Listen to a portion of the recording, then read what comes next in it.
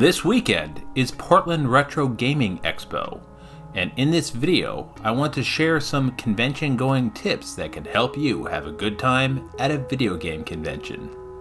I'm going to show you how to document all of your cartridges on your phone so you can have a quick visual reference when you're sifting through the bins looking for your next awesome game. By having a quick reference, it can help you prevent buying a duplicate or missing out on something that you don't have. Gaming convention going tips. Plan on your cell phone not working. There is a very real chance that the sheer amount of people in the convention center is going to overload the local cell towers. I personally use Google Fi, which actually supports 2 different phone networks, and last year I had absolutely zero data coverage in the Oregon Convention Center, and I didn't want to pay $12 for Wi-Fi. If you're going to use your cell phone to meet up with people and coordinate, you might want to pretend like it's the 1980s and meet up at a specific time because your phone in data use is going to be spotty at best. Bring cash. Cash is king at the convention, and many sellers don't have credit card readers. Also, keeping cash is a great way to control your consumption. I budgeted a couple $100 to spend, and I'm not going to go over my budget because that's all I'm going to use to buy games and swag. No listed price is a huge red flag. If you're one of those collectors that live or dies by price charting, I wouldn't expect it to work because of the previously mentioned connection issues.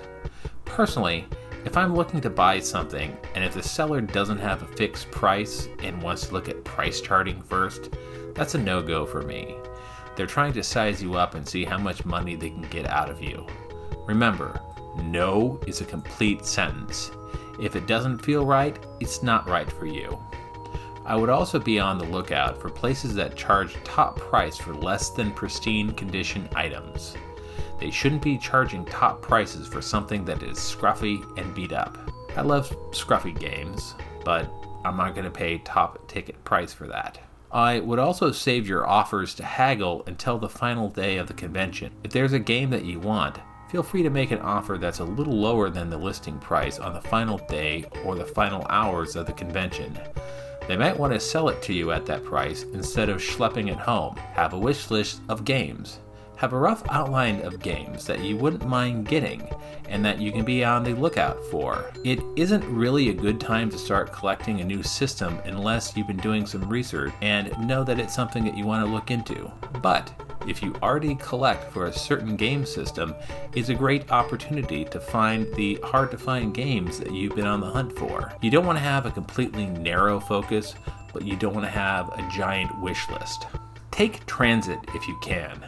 I'm going to leave my car at home and take the Max because parking at the convention center is not cheap, and at the big conventions it can be hard to come by. Bring a big empty backpack. Bring something with shoulder straps and also plan on buying stuff and give yourself a lot of room. Comfortable shoes and a comfortable outfit. You're going to be standing and walking around all day.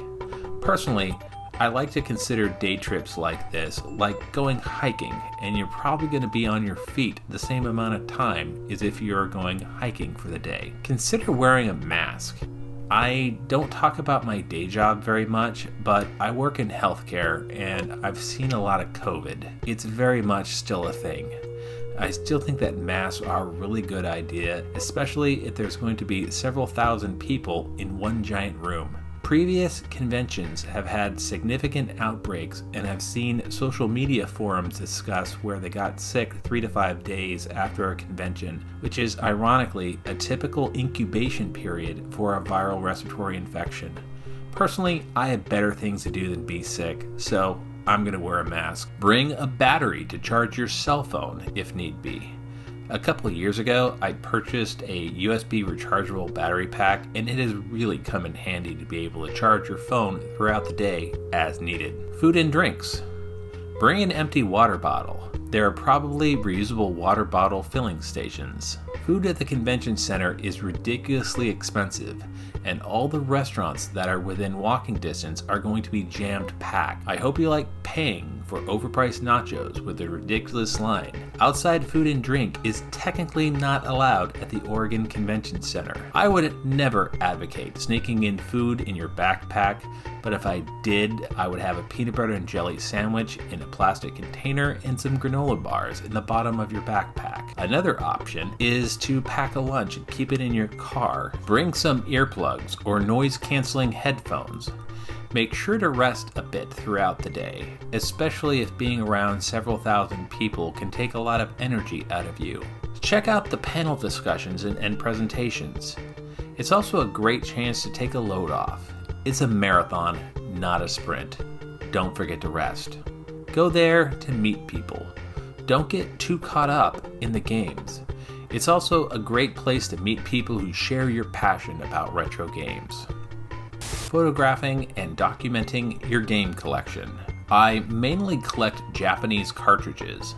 Most of my collection is Famicom and Super Famicom, so I can't really use the game catalog apps because they're not really set up for Japanese collecting. I like to keep my Famicom cartridges in these organizing bins that I got from IKEA. I mostly have them sorted by publisher, so all the Nintendo, Konami, Namco, and Capcom cards are next to each other. I got it started by taking out all my bins and then going through them to make sure that all the cards are in the correct bin for the publisher. Then I moved them to my table and took nice big high-resolution photos using my phone, and I keep them in an updated digital photo album. Personally, I prefer Google Photos. If you can go to a local retro gaming convention, I heavily recommend that you do. They are quite a lot of fun. I'm gonna have videos posted each day of the convention, so don't forget to like and subscribe. I'm gonna leave you with a montage of my cartridge collection. I'll see you at the convention. This is 8-Bit Joystick. Stay awesome. Play retro.